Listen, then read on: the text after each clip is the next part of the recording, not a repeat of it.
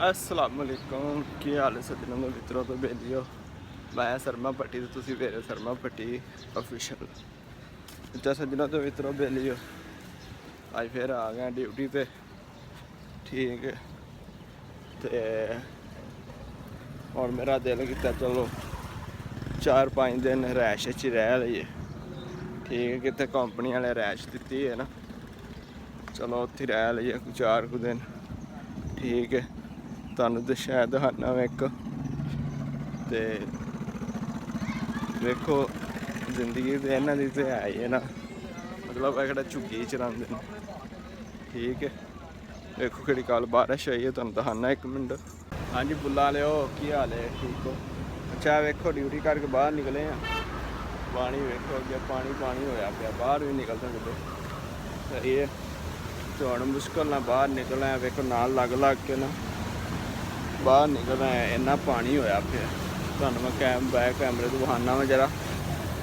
देखो पानी होया पिया मैं गड्डियां बारिश बड़ी पई है बड़ी बारिश हुई वो भी सारे कितने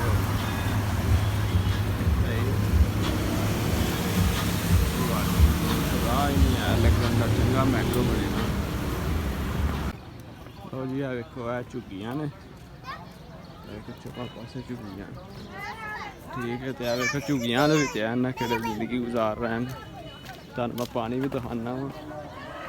इन्ना पानी होया पे बिच ठीक है तो लेकिन फिर भी रह रहे हैं ना बत्ती है ना कुछ ठीक है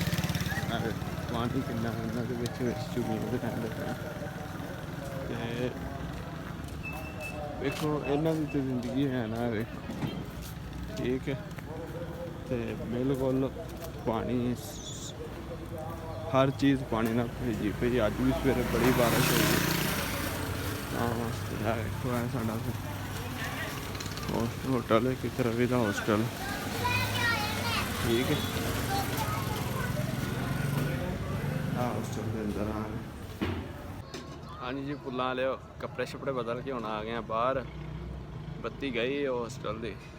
ठीक है तो बाहर आके बह गए हैं देखो इधर भी पानी है अज बड़ी बारिश सवेरे पई जे ठीक है इधर वेखो है भी सारे झुग्गी वाले ने तो गुजारा करते ही पैना है भी सही है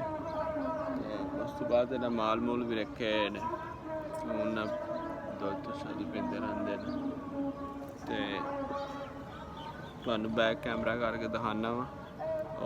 पिछे वेखो कि दूर लोग बैठे हैं सामने प्लाट है ना प्लाट खाली ने तां वास्ते बैठे होर जगह नहीं है ठोकर ते सही है तो अज का साडा व्लॉग यही है साडे चैनल नू सबसक्राइब करें जे लाइक करें जे ते